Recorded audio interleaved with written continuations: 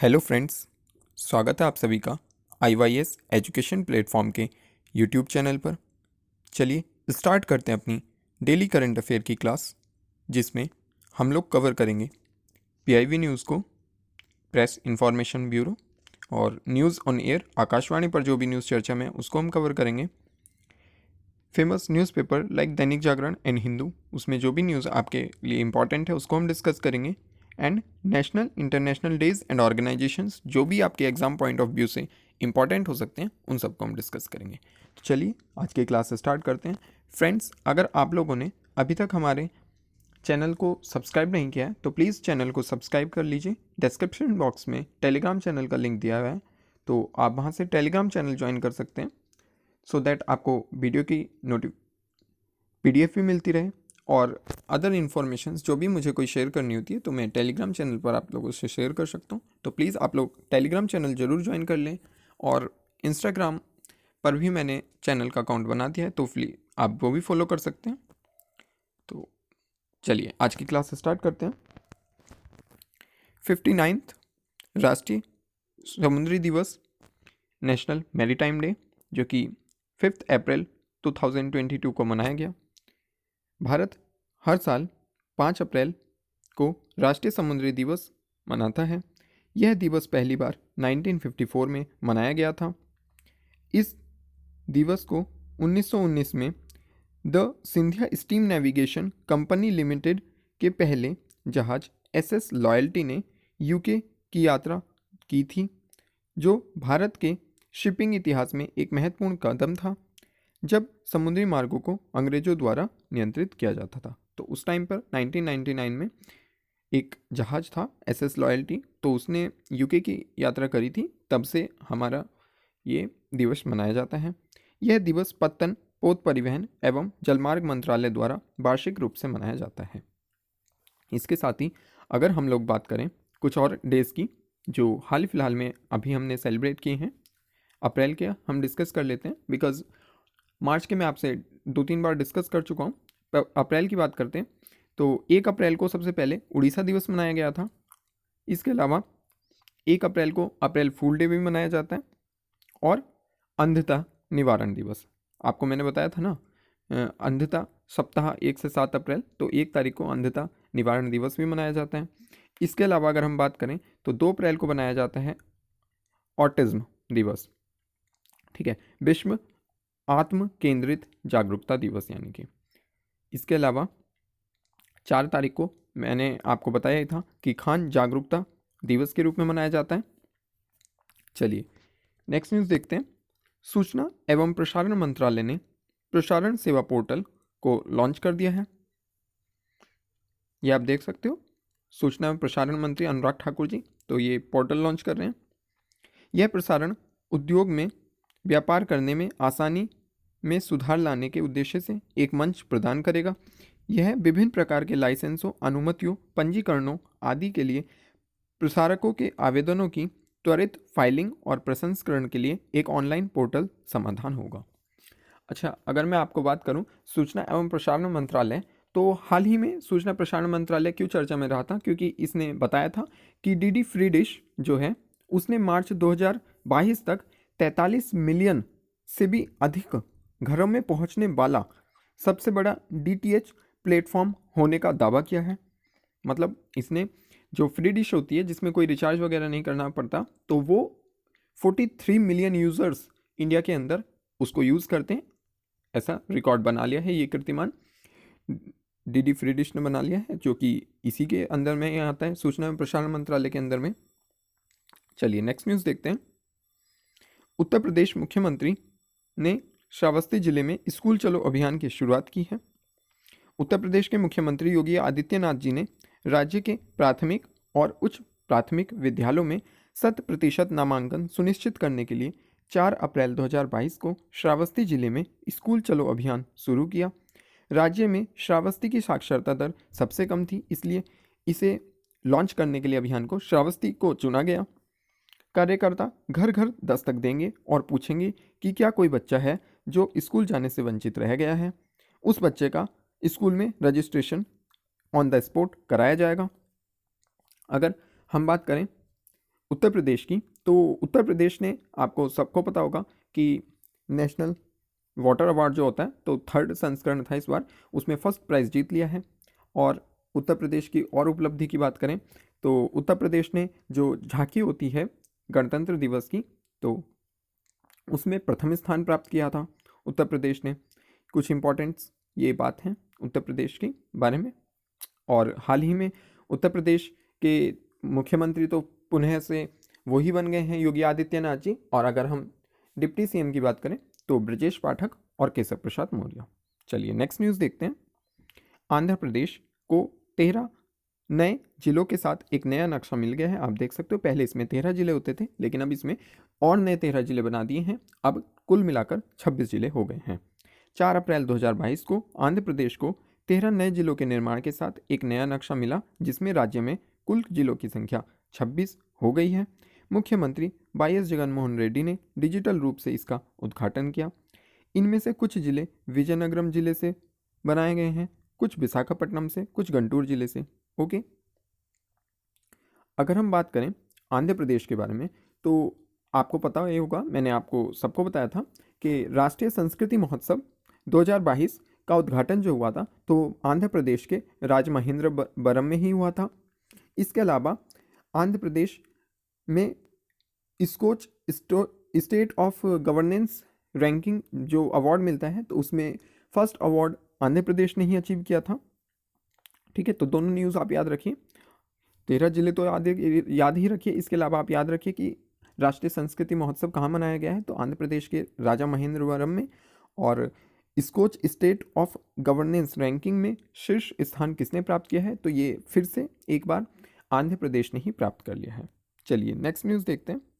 तमिलनाडु के मुख्यमंत्री ने किया आपातकाल के दौरान जनता के लिए कावल उथप्पी ऐप लॉन्च। जो आपात परिस्थिति होती है, तो उसके समय पर परिस्थितियों को संभालने के लिए इस ऐप को लॉन्च किया गया है, कावल उथप्पी। तमिलनाडु के मुख्यमंत्री एम.के. स्टालिन ने इसको लॉन्च किया। इसमें 60 विशेषताएं हैं जो किसी भी आपात स्थिति के दौरान पुलिस सहायता लेने में मदद करेंगी। ऐप का इस्तेमाल पुलिस कंट्रोल रूम को आपातकालीन अलर्ट भेजने के लिए किया जाता है, ताकि किसी भी संकट के समय तत्काल सहायता प्राप्त की जा सके। इसमें पुलिस नियंत्रण कक्ष से सीधे कॉल करने के लिए 112, 100, 101 डायल करने की सुविधा है। अगर हम तमिलनाडु की बात करें तो तमिलनाडु में आपको पता होगा कि तमिलनाडु चर्चा में रहा था, क्योंकि उसने मिंजथम मिंजपई ये इस नाम से एक अभियान लॉन्च किया था प्लास्टिक को रिमूव करने के लिए।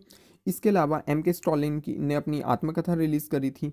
और इसके अलावा अगर हम बात करें, अभी हाल ही में एम.के. स्टालिन जी ने दिल्ली विज़िट किया और दिल्ली के जो सीएम हैं अरविंद केजरीवाल जी, उनसे कहा कि हम आपके तरह अपने स्कूल को भी चेंज करना चाहते हैं, कि कैसे दिल्ली ने इतना परिवर्तन कर दिया है स्कूलों में। तो उसके लिए ये आए थे, दिल्ली विज़िट किया इन्होंने। और एक और अगर बात करें तो हाल ही में बहुत बड़ा प्रोजेक्ट तमिलनाडु में शुरू होने वाला है, जो यूएई की लुलु समूह है, तो उसने वहाँ तमिलनाडु में बहुत बड़ा निवेश लगभग 3,500 करोड़ रुपए का निवेश करने की घोषणा की है।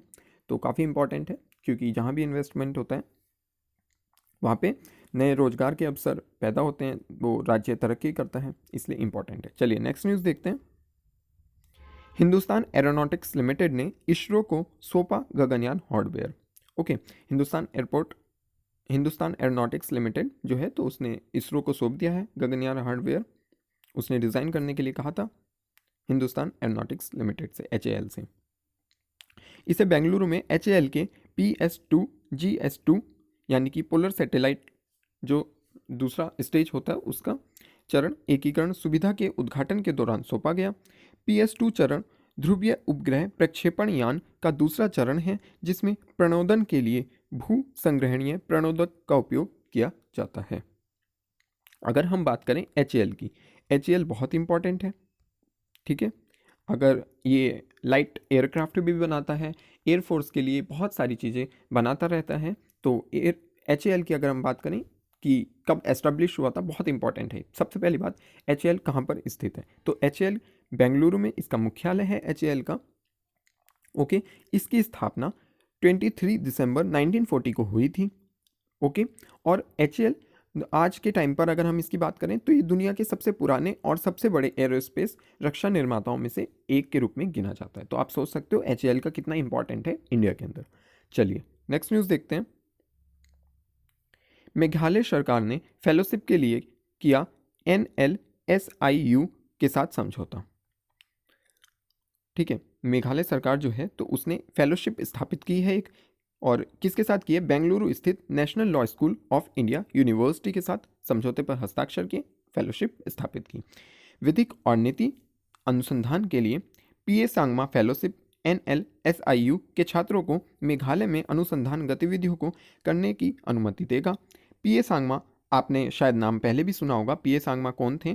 तो ये मेघालय के पूर्व मुख्यमंत्री भी रहे हैं, साथ ही साथ ये लोकसभा के अध्यक्ष रहे हैं।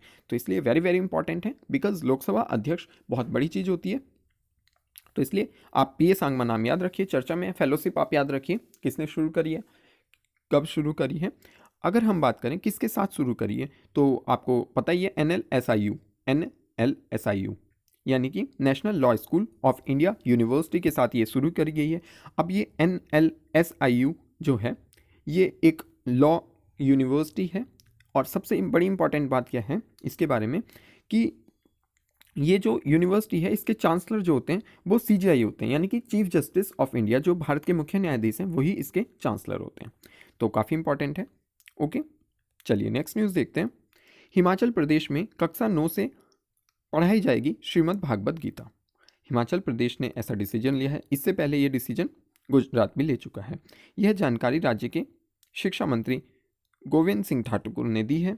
इसके साथ ही यह गुजरात के बाद गीता को स्कूली पाठ्यक्रम का हिस्सा बनाने वाला दूसरा राज्य बन जाएगा। मार्च 2022 में गुजरात के शिक्षा मंत्री जीतू वघाणी ने घोषणा की थी कि भगवत गीता कक्षा 6 से 12 के पाठ्यक्रम का एक हिस्सा होगी। ओके, अगर हम लोग बात करें कि हिमाचल प्रदेश में अगर हम बात करें कि कौन से नेशनल पार्क हैं, तो सबसे पहले आपको नेशनल पार्क रिवाइज कर लेते हैं।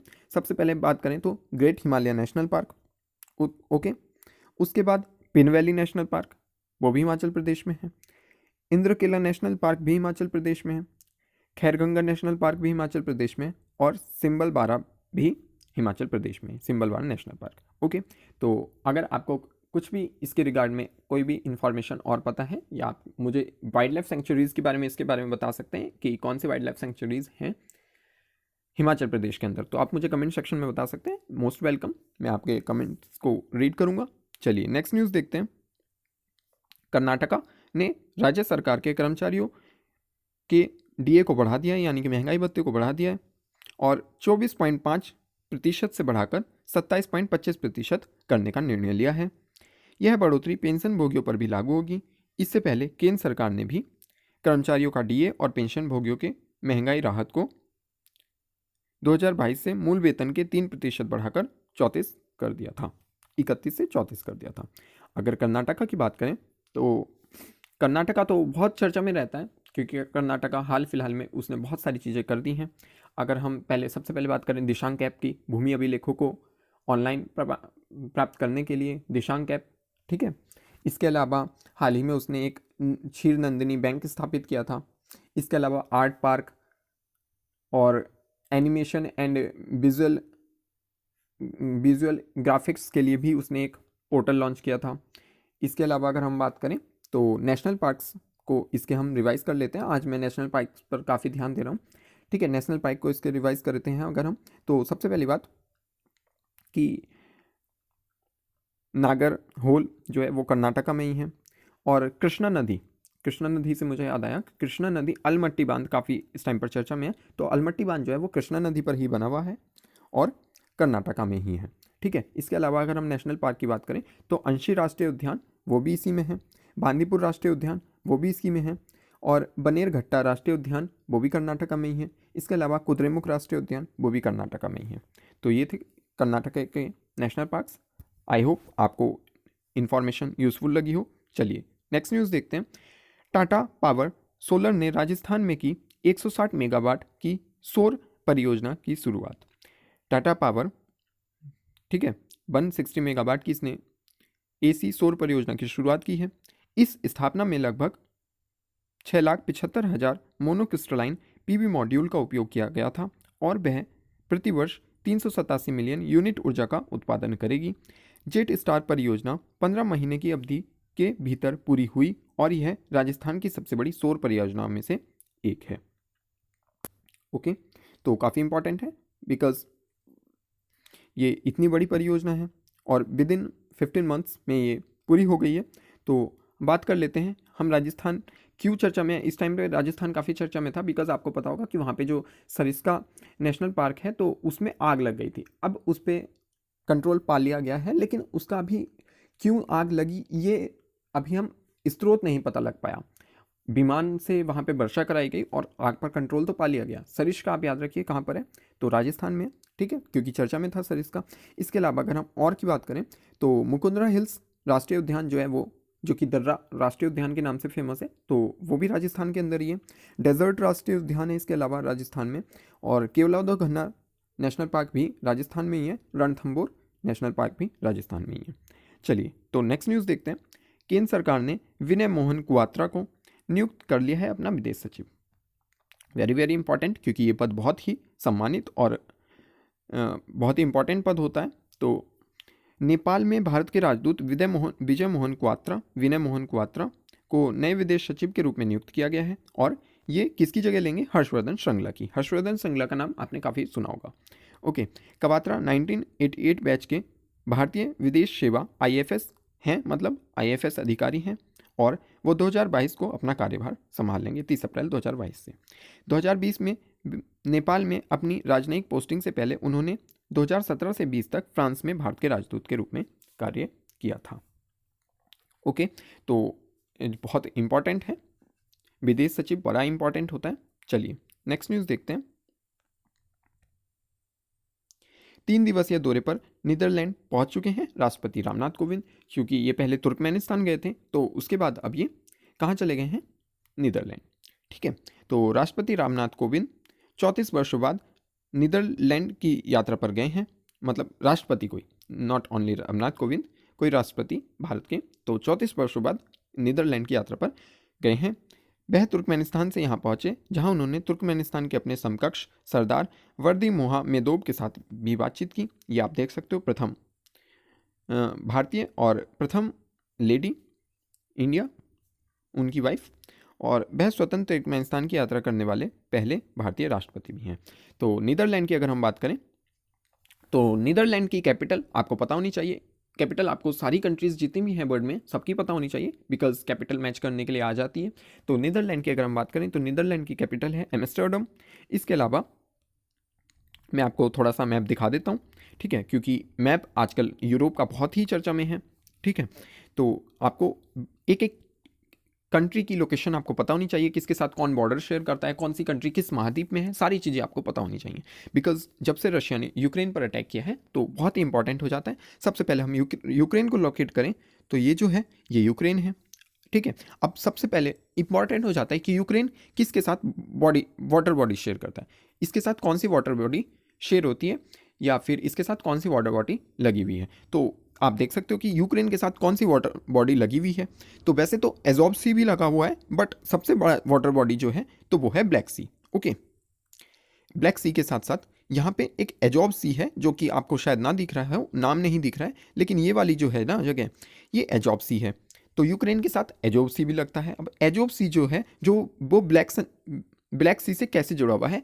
केरिच स्ट्रेट के नाम से एक जल संधि है, केरिच जल संधि, तो वो जोड़ती है एजोब सी और ब्लैक सी को। ठीक है, इसके बाद अगर हम यहाँ बात करें तो ये जो है ये मरमरा सी है। ठीक है, अब मरमरा सी को ब्लैक सी से कौन जोड़ता है?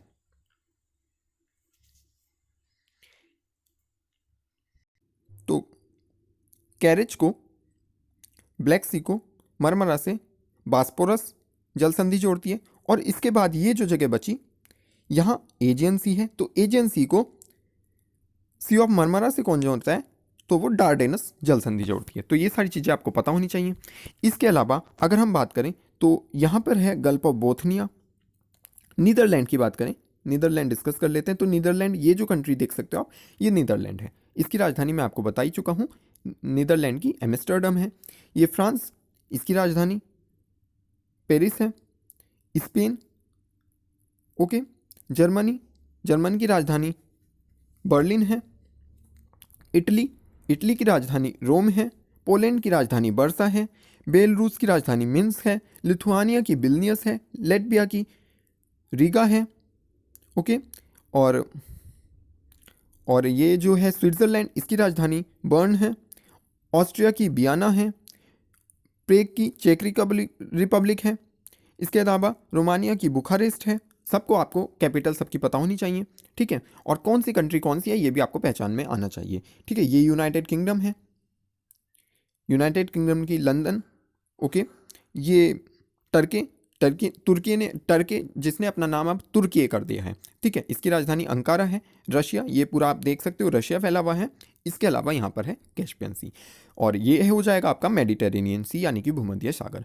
तो सब चीज़ें आपको पता होनी चाहिए, बिकॉज सब चीज़ें अगर आप लेके चलोगे तो उससे क्या होगा, करेंट अफेयर ही नहीं है, आपकी हिस्ट्री, ज्योग्राफी, सारी चीज़ें कवर हो जाएंगी और आप कंप्लीटली बहुत अच्छा स्कोर कर सकते हो पेपर में। चलिए नेक्स्ट न्यूज़ देखते हैं। इमरान खान ने पाकिस्तान के पूर्व मुख्य न्यायाधीश को कार्यवाहक प्राइम मिनिस्टर के रूप में नियुक्त कर दिया है, नामित कर दिया है। तो आपको पता होगा कि राष्ट्रपति द्वारा नेशनल असेंबली को भंग कर दिया गया था पाकिस्तान में, तो इस वजह से इमरान खान ने पाकिस्तान के प्रधानमंत्री पद से इस्तीफा दे दिया है, हट गए हैं वो। उन्होंने कार्यवाहक प्रधानमंत्री पद के लिए पूर्व मुख्य न्यायाधीश गुलजार अहमद को नामित किया है। पाकिस्तान का संविधान राष्ट्रपति को निर्वर्तमान नेशनल असेंबली में प्रधानमंत्री और विपक्ष के नेता के परामर्श से कार्यवाहक प्रधानमंत्री नियुक्त करने का अधिकार देता है। तो आपको पाकिस्तान के बारे में तो जानने की ज़रूरत ही नहीं है, बिकॉज आपका सबसे इम्पॉर्टेंट पड़ोसी है, तो उसके बारे में तो आपको सभी कुछ पता होगा। लेकिन मैं आपको एक चीज़ शेयर कर देता हूँ इन्फॉर्मेशन, कि जो सिंधु जल संधि समझौता है, ठीक है, तो उसके बारे में आपको पता होना चाहिए कि वो कब हुई थी। तो 19 सितंबर 1960 को इंडस वाटर ट्रीटी हुई थी, यानी कि सिंधु जल समझौता, ठीक है। 19 सितंबर 1960 को हुआ था, याद रखिए, आप डेट पूछ ली जाती है। नेक्स्ट न्यूज़ देखते हैं। पुलित्जर पुरस्कार विजेता कवि रिचर्ड हॉवर्ड का निधन हो चुका है, ठीक है। तो ये हॉवर्ड कोलंबिया विश्वविद्यालय में प्रोफेसर थे, सेवामुक्त प्रोफेसर थे। उन्होंने अनटाइटल्ड सब्जेक्ट के लिए 1970 में कविता के क्षेत्र में पुलित्जर जीता था। इसके अलावा 2008 में विदाउट सेइंग के लिए नेशनल बुक अवार्ड फाइनलिस्ट भी थे वो। चार्ल्स बॉडेलियर की पुस्तक लेस फ्लेयर्स डू मल के उसके अनुवाद ने 1983 में national book award, the American book award जिसे कहा जाता है, ये भी इन्होंने जीत लिया था। इसके अलावा अगर हम न्यूज़ बात करें, ऑस्कर विजेता फिल्म निर्माता जॉन जॉरेत्स्की का निधन हो चुका है, ठीक है। आप देख सकते हो वयोवृद्ध फिल्म अभिनेता का जस्ट अनदर मिसिंग किड के लिए बेस्ट डॉक्यूमेंट्री फीचर के लिए इन्होंने ऑस्कर जीता था, तो इनका निधन हो चुका है। अपने 40 वर्षों के करियर के दौरान जॉरेत्स्की ने थैलिडोमाइड पर डॉक्यूमेंट्री का निर्देशन किया था, जो 1950 के दशक के अंत में यूरोप में इस्तेमाल किया जाने वाला घातक ड्रग था, थैलिडोमाइड, ओके। जॉरेत्स्की को काम को 40 से अधिक फिल्म समारोह में प्रदर्शित किया गया है। नेक्स्ट न्यूज़ देखते हैं। इंडिगो के सह प्रवर्तक राकेश गंगवाल ने आईआईटी कानपुर के साथ समझौता किया है। आप देख सकते हो इंडिगो संस्थापक राकेश गंगवाल, ठीक है। तो इन्होंने school of medical science and technology की स्थापना के लिए आईआईटी कानपुर के साथ समझौता किया है। कॉलेज की स्थापना के लिए 100 करोड़ रुपए दान करेंगे और स्कूल के सलाहकार बोर्ड में भी शामिल होंगे। स्कूल 2 चरणों में बनकर तैयार होगा। परियोजना के पहले चरण में 500 बिस्तरों वाले सुपर स्पेशलिटी अस्पताल स्थापित करना शामिल है, ठीक है। अगर हम बात करें कुछ आईआईटी अचीवमेंट की, तो सबसे पहली बात तो आईआईटी रुड़की में एक सुपर कंप्यूटर इंस्टॉल किया गया है, ठीक है। इसके अलावा परम गंगा नाम से, इसके अलावा आईआईटी खड़गपुर में परम शक्ति नाम से सुपर कंप्यूटर इंस्टॉल किया गया। आईआईएससी बेंगलोर में परम प्रवेग नाम से इंस्टॉल किया गया। इसके अलावा आईआईटी रुड़की ने किसान एप्लीकेशन लॉन्च की।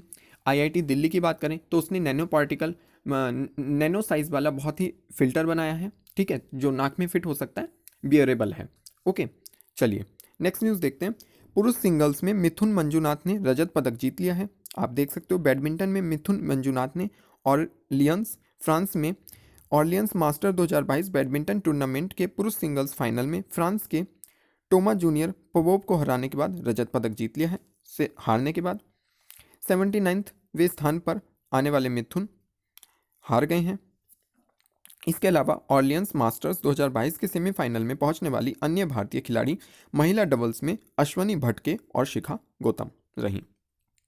ठीक है, तो काफ़ी इंपॉर्टेंट है बिकॉज अब इन्होंने क्योंकि रजत पदक जीता है तो इंपॉर्टेंट है। इसके अलावा अगर हम हाल ही के अचीवमेंट्स की बात करें तो विश्वनाथ सुरेश और वंशज जो हैं तो इन्होंने 63 किलोग्राम वर्ग में पुरुषों की युवा प्रतियोगिताओं में स्वर्ण पदक जीत लिया था।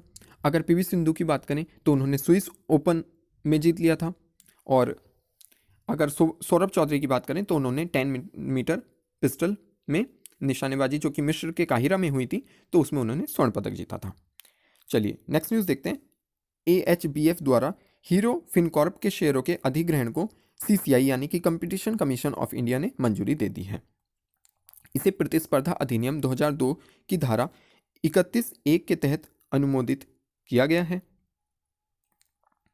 और हीरो फिनकॉर्प मुख्य रूप से फाइनेंसिंग और वित्तीय सेवाओं के कारोबार में संलग्न है। अगर हम कंपटीशन कमीशन ऑफ इंडिया की बात करें तो ये कब स्थापना हुई थी इसकी? 14 अक्टूबर 2003 को इसकी स्थापना हुई थी। इसका उद्देश्य क्या है? पूरे भारत में प्रतिस्पर्धा अधिनियम 2002 को लागू करना इसका उद्देश्य है CCI का। अगर मुख्यालय की बात करें तो ये नई दिल्ली में है और इसके अध्यक्ष की बात करें तो अशोक कुमार गुप्ता इसके अध्यक्ष हैं। चलिए नेक्स्ट न्यूज़ देखते हैं। MIIS के शासन को मजबूत करने के लिए सेबी ने एक समिति बनाई है। इस 6 सदस्यीय समिति की अध्यक्षता सेबी के पूर्व पूर्णकालिक सदस्य जी महालिंगम करेंगे और पैनल बोर्ड में निदेशकों की नियुक्ति से संबंधित आवश्यकताओं की भी समीक्षा करेंगे। ठीक है, अगर हम सेबी की बात करें, बड़ा इंपॉर्टेंट है सेबी। अभी एक तो सबसे पहली बात, इसके अध्यक्ष किसे बनाया गया है? माधवीपुरी बुच को सेबी का अध्यक्ष बनाया गया है। इसके अलावा इसकी स्थापना कब हुई थी? तो 12 अप्रैल 1992 को इसकी स्थापना हुई थी। आपसे डायरेक्ट स्थापना पूछी जा सकती है कब हुई थी, तो 1992 में इसकी स्थापना हुई थी। मुख्यालय कहाँ है सेबी का? तो ये मुंबई में है। और इसके कार्यकारी अधिकारी कौन है? तो अजय त्यागी इसके कार्यकारी अधिकारी हैं। चलिए नेक्स्ट न्यूज़ देखते हैं।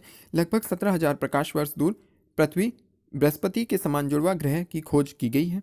ठीक है, तो इसको नाम क्या दिया गया है? K2 2016 BLG 0005 LB इसे नाम दिया गया है। अपने तारे से यह उतनी ही दूरी पर है जितनी बृहस्पति सूर्य से है।